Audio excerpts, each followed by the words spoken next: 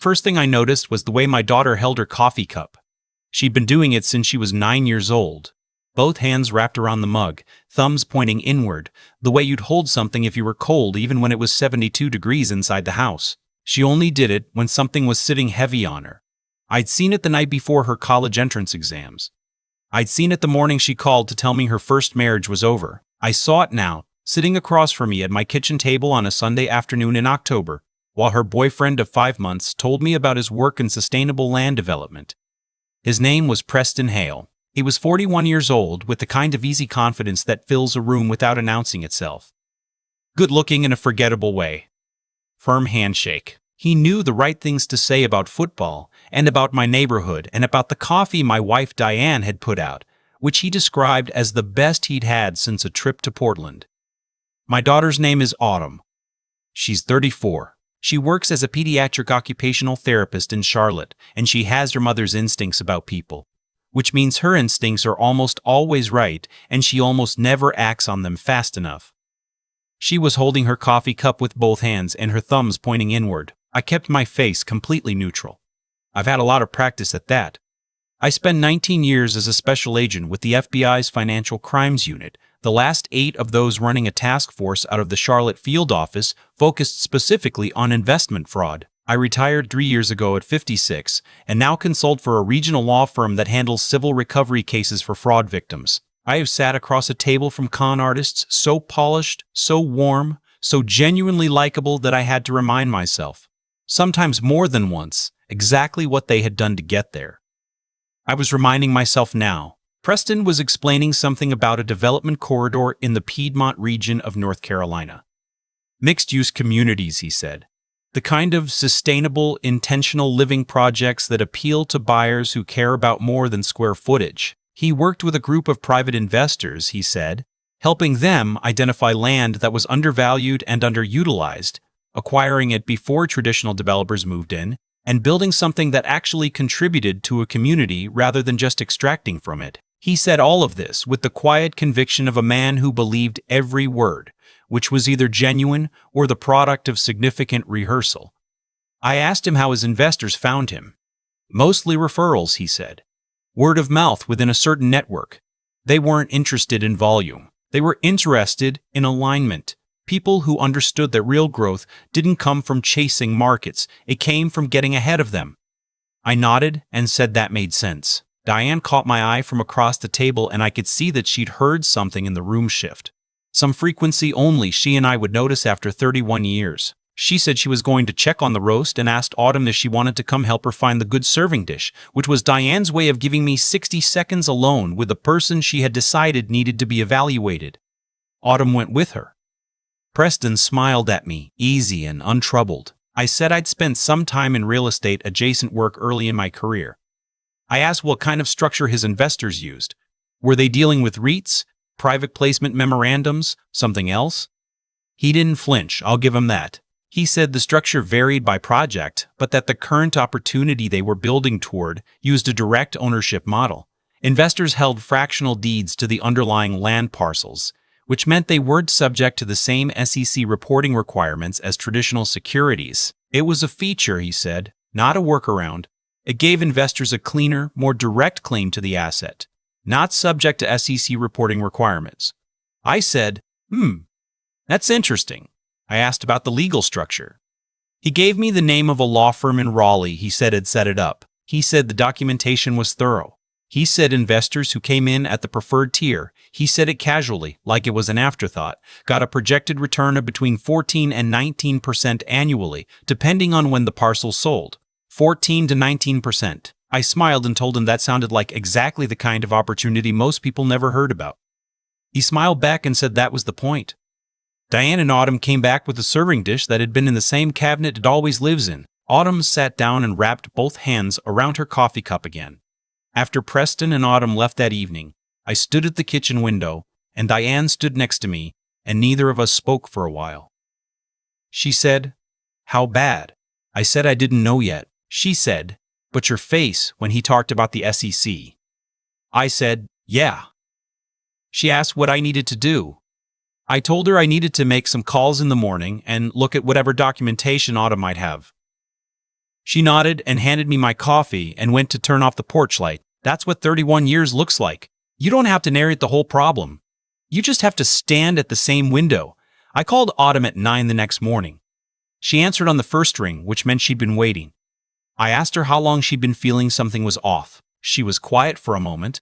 A few weeks, she said. Maybe longer. Since he started mentioning my retirement accounts. I kept my voice steady. Tell me about that. She'd been contributing to a 403b through her employer for 11 years. She had close to $190,000 saved. Preston had told her, not pressured, she was careful to say, just mentioned, that money like that sitting in mutual funds inside a tax advantage account wasn't working as hard as it could be. He told her he had clients who had moved their retirement savings into self-directed IRAs specifically to be able to invest in opportunities like his land project. It was legal, he'd said. Lots of people did it. The returns would dwarf what her plan administrator was getting her in indexed funds. I asked if he had sent her anything. Documents, a prospectus, a subscription agreement, anything in writing. She said he'd emailed her something 2 weeks ago. A project summary and an investor packet for something called the Piedmont Heritage Land Trust. She hadn't signed anything, but he'd mentioned twice that the current intake round closed at the end of the month. I asked her to forward it to me. She said, "Dad." And then she didn't say anything else for a moment. I said, "I know. Just send it to me. Let me look at it before you make any decisions at all." She sent it within the hour. It was 22 pages.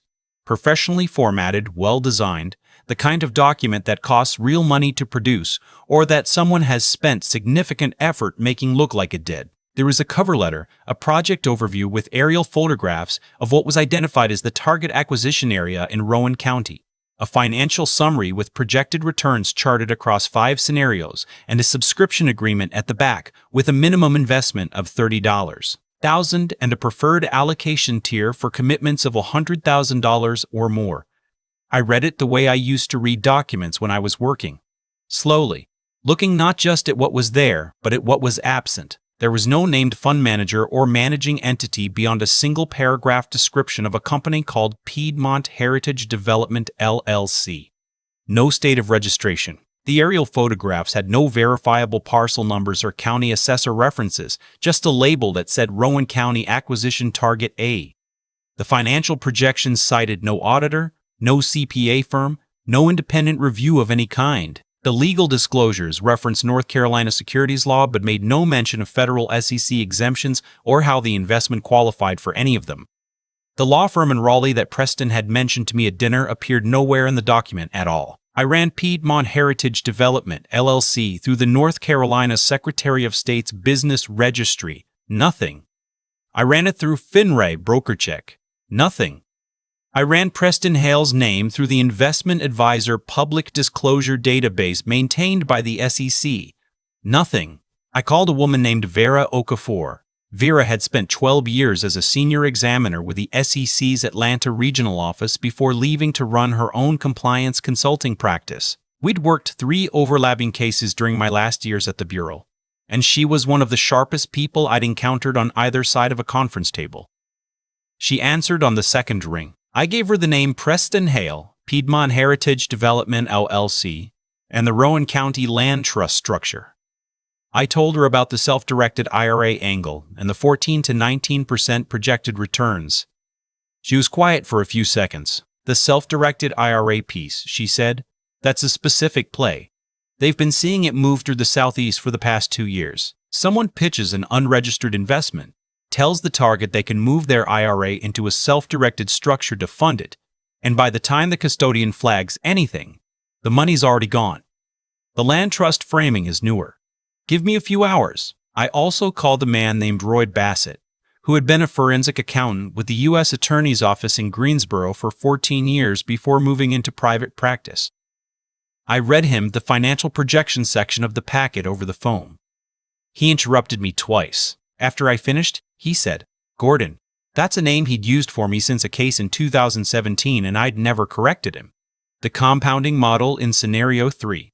The one projecting 18.4% annually. It assumes land value appreciation at a rate that the entire Piedmont region hasn't achieved averaged across any 5-year period in the past 30 years.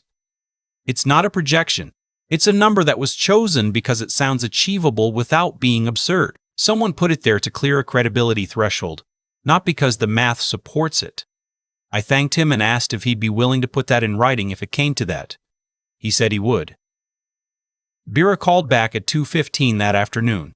She said, "He's real." And then she said, "Which makes this worse, not better." Preston Allen Hale, she said. Born in Greensboro, grew up in Forsyth County. Held a Series 65 investment advisor license for 3 years in his late 20s before it lapsed without renewal in 2014. He'd worked for a small RIA, a registered investment advisory firm in Winston-Salem until 2013. When he left, the firm filed a regulatory disclosure with FINRA citing a client complaint involving a private investment recommendation made outside the firm's approved product list. A client, a retired school administrator, 63 years old, had moved $55,000 from her IRA into a private land investment at Hale's suggestion. The investment had no registration and no underlying documentation that could be verified. The client's money was not recovered. She had chosen not to pursue the matter further, Vera said, because her family had discouraged her from the embarrassment of it. I said, "Same story." Vera said, "It usually is." He went quiet after that. Stayed quiet for a few years. Changed his pitch slightly. The land trust structure is more sophisticated than what he was running in 2013. He's refined it. Is the Piedmont Heritage entity registered anywhere? No. There is no entity by that name registered with North Carolina, South Carolina, or any other state I've been able to check in the last 2 hours. No SEC filings. No state-level securities registration. No record of the Rowan County parcels he's referencing existing as an actual acquisition. So there's no land. There may be land, Vera said carefully. Con artists at this level sometimes acquire a small real parcel to have something to point to if pressed. What there is no evidence of is anything that matches the scale or structure in that investor packet. I sat with that for a moment. How close is he to an actual ask, she said. I told her about the end-of-month deadline. I told her about the self-directed IRA conversion he'd already walked Autumn through conceptually. She was quiet for a second. He's not in the pitch phase anymore. He's in the commitment phase. The deadline is the closing mechanism. I know. Gordon, she said. If he's spooked, he disappears. These operators don't have offices to clear out. They have a laptop and a burner and 48 hours. We need recorded audio of him making the full investment solicitation. In North Carolina, one-party consent applies. Your daughter can record her own conversation without disclosing it.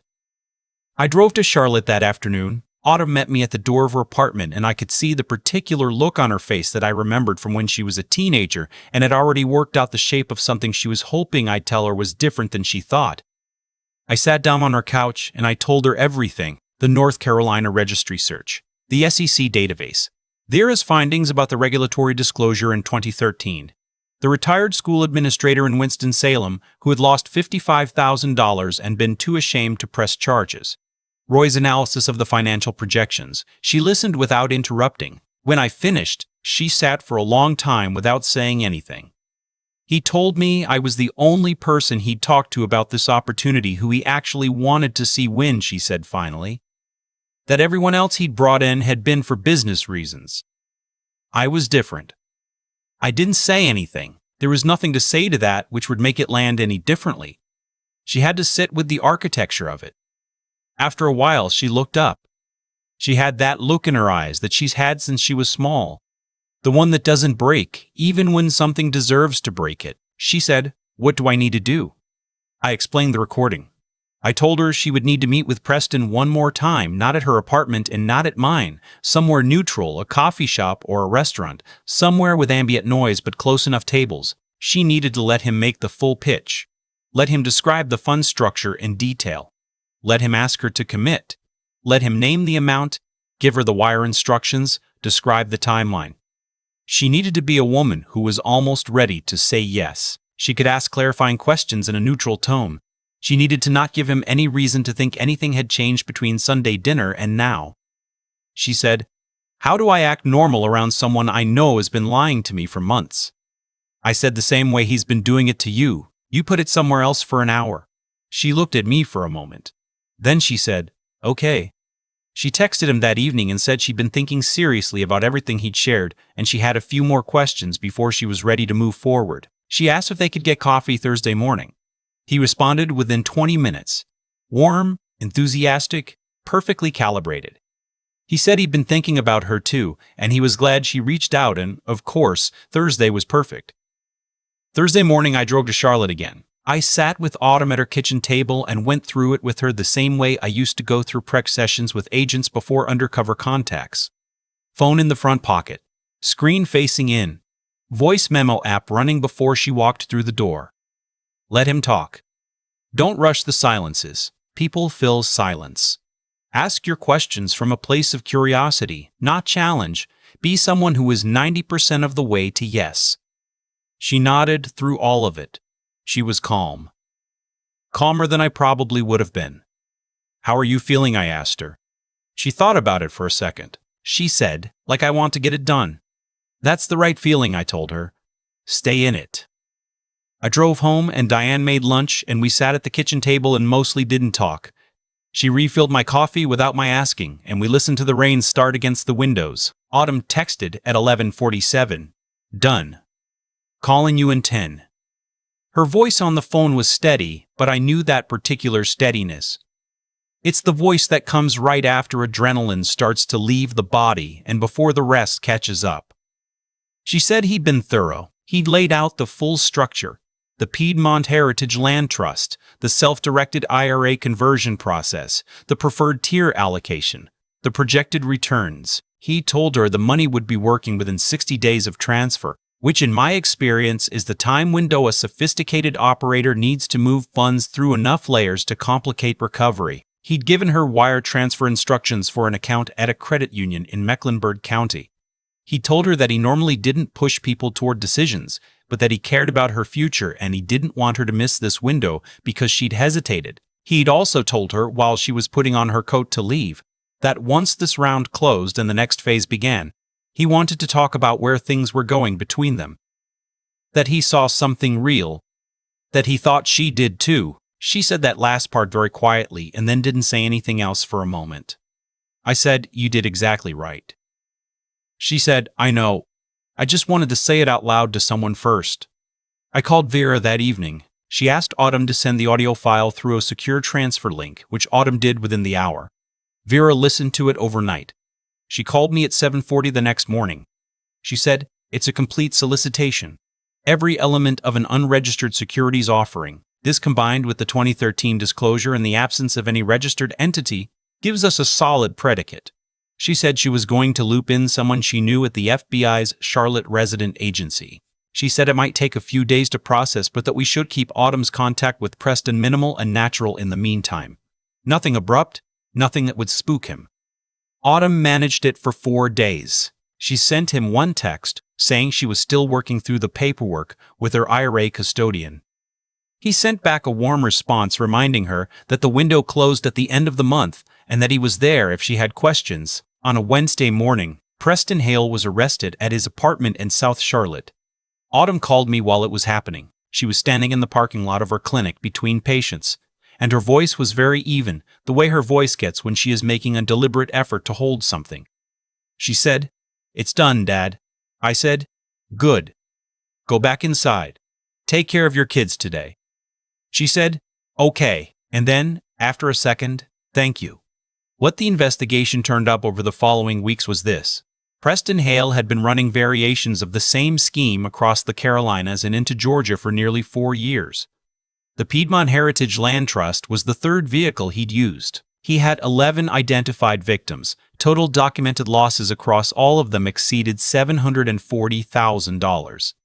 Several had converted their IRAs specifically at his direction, which meant the losses sat inside their retirement accounts where they had no immediate way to see them. The retired school administrator from Winston-Salem who had never pressed charges was recontacted.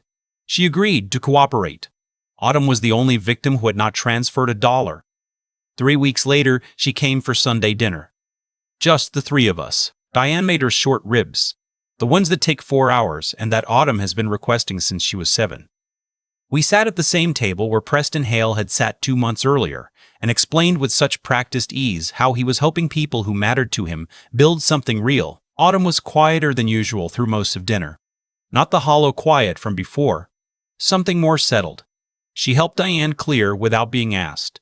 The way she does when she's feeling herself again. After Diane went to call her sister, Autumn sat across from me with her hands around her coffee mug, both thumbs pointing inward.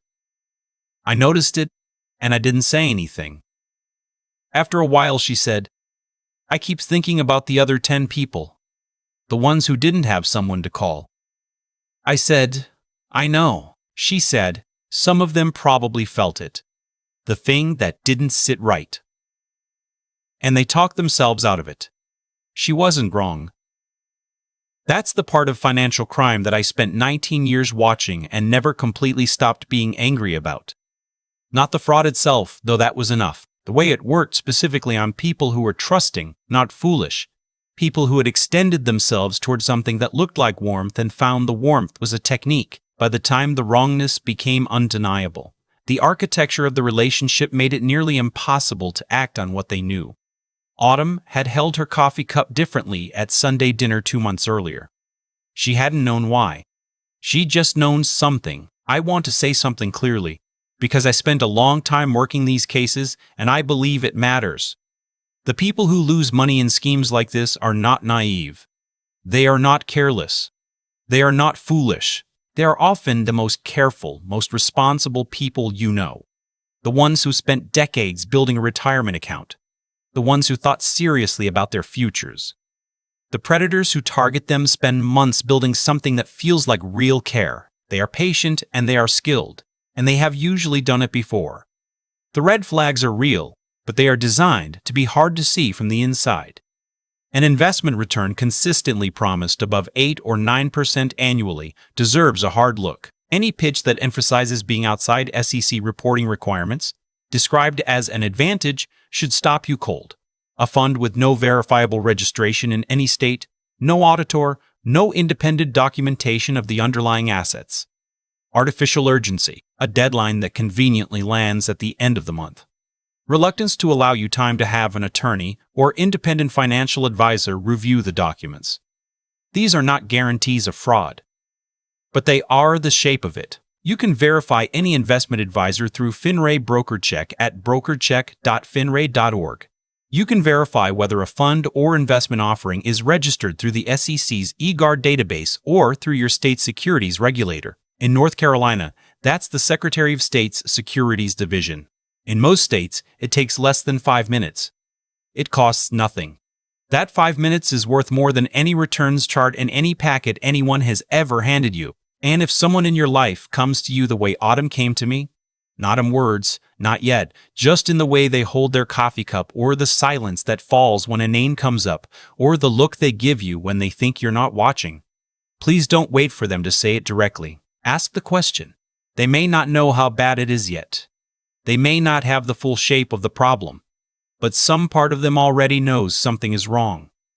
That part reached out to you. That's worth a phone call. That's worth sitting down. We almost lost $190,000 of my daughter's retirement savings. We didn't. And the difference was not that I was a former FBI agent or that I knew the right people to call. The difference was that Autumn held her coffee cup a particular way at a Sunday dinner table, and I was paying attention, and we had built the kind of relationship over 34 years where she knew I would look at what she showed me without making her feel like she had failed. That's what made everything else possible.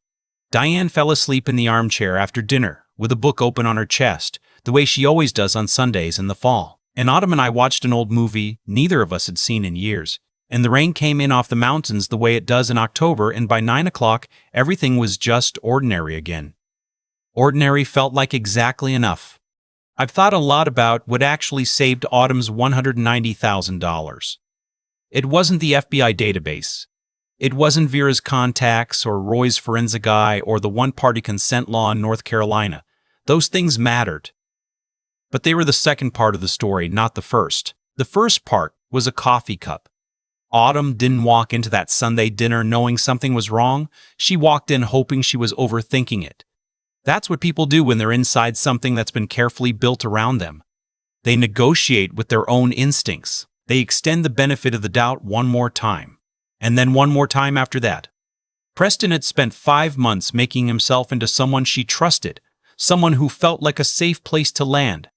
That kind of thing doesn't unravel because you've decided to be smarter. It unravels because some part of you, some quieter and more patient part, keeps a record of the small things that didn't quite add up, even when the louder part of you was willing to explain them away. That's not weakness. That's actually how intelligence operates when it's working right. Not in grand declarations, but in accumulation. What I keep returning to is this.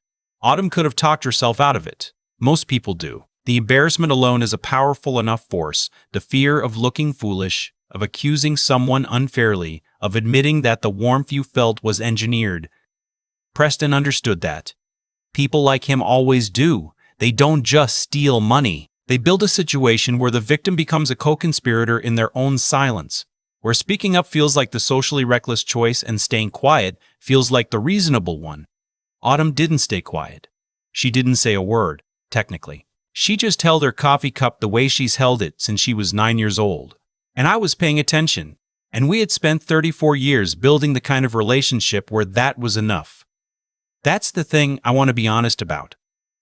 The relationship did more work than the investigation. The investigation was just what happened once the relationship made it possible to have the conversation. There's something worth understanding about the way fraud like this operates. It doesn't target people who are careless with their money. It targets people who are emotionally open, who respond to warmth, who believe in the possibility of good things. The cruelty of it is specific and deliberate. And the people who design these schemes understand that the most effective lock isn't the one on your safe. It's the one on your mouth. The shame of having trusted someone.